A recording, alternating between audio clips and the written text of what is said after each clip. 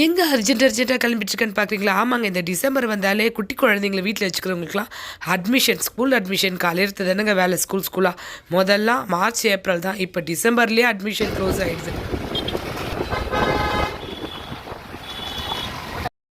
ஆமாங்க. KV school கேந்திர வித்யாலயா.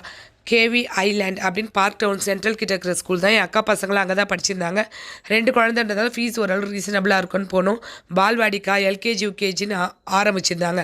ஆனால் இந்த பிரான்ச்சில் மட்டும் யூகேஜி மட்டும் தான் இருக்கா, எல்கேஜி இல்லையாங்க. அதனால் பரிப்புறத்துக்கு இந்த வருஷம் சேர்க்க முடியாது.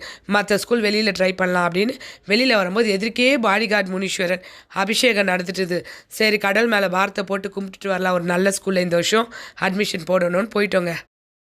இப்போ படிக்கிற ஸ்கூலில் எல்கேஜி, யூகேஜி வரைக்கும் தான் இருக்கும் மாண்டிசேரி. அதனால் 12th வரைக்கும் இருக்கிற ஸ்கூலில் சேஞ்ச் பண்ணிடலான்ட்டு ட்ரை பண்ணிகிட்ருக்கோம்.